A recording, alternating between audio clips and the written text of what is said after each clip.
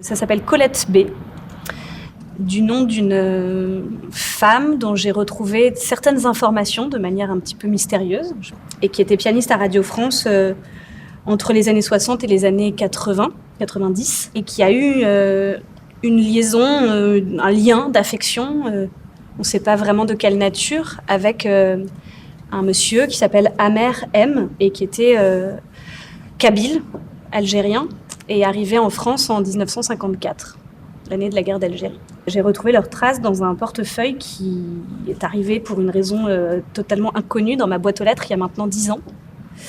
Et donc dans ce portefeuille, il y avait une trentaine ou une quarantaine de documents qui appartenaient à Amer M, avec énormément d'informations administratives sur lui, et 3 mots d'une femme, Colette B, qui lui a laissé sa carte de visite, qui fait que j'ai connu son nom, son adresse et son métier, pianiste à Radio France. En 2016, donc on a fait une première pièce au sujet d'Amer M. Et là, on a écrit comme un deuxième volet, un autre regard qui se focalise plus sur Colette. Et l'idée, c'est de présenter ce spectacle en 2 volets, comme un diptyque, comme un livre qui s'ouvre en 2 parties, et donc Amer M et Colette B.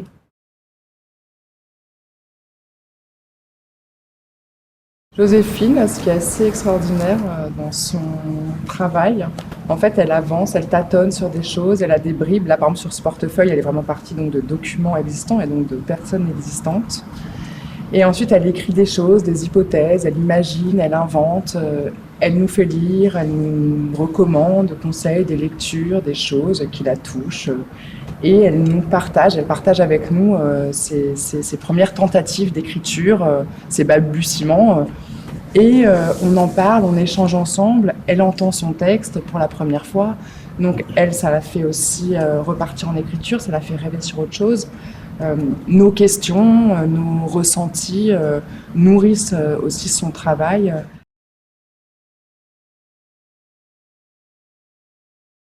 Moi, je n'ai jamais eu l'opportunité pour le moment d'arriver en répétition, c'est aberrant hein, ce que je vais dire, mais et de chercher, de vraiment chercher, c'est-à-dire avoir un...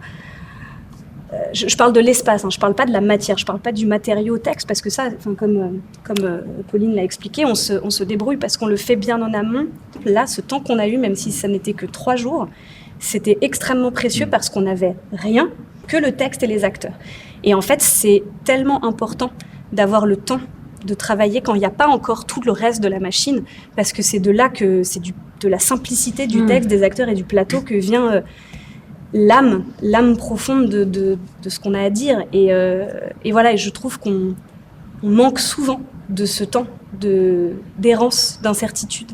On ne soupçonne pas à quel point c'est porteur et moteur de travailler dans un théâtre. On a traversé les 3/4 de la pièce, voilà, en 3 jours. Mais de manière très sereine, sans aucune exigence de rendre compte de quelque chose.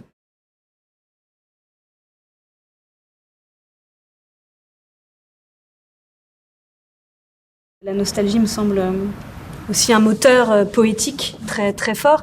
Et voilà, il y a quelque chose qui m'émeut dans la question des êtres qui sont passés sur Terre, tout simplement, et qui ont traversé l'histoire et qui ont été oubliés.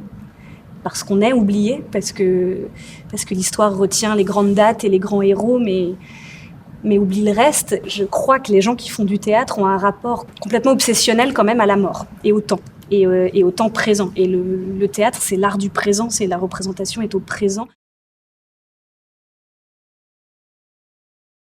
C'est quand même symptomatique de quelque chose de très inquiétant sur le plan symbolique, sans même parler de la possibilité des crises financières, budgétaires et donc politiques et sociétales. Rien qu'au niveau symbolique, c'est déjà symptomatique en fait de tout le reste. Moi, j'ai l'impression. Le théâtre, ce sont des humains devant d'autres humains, dans un même temps et dans un même lieu. Et s'il n'y a pas cette unité de temps et de lieu et de partage d'humanité, il n'y a pas de théâtre.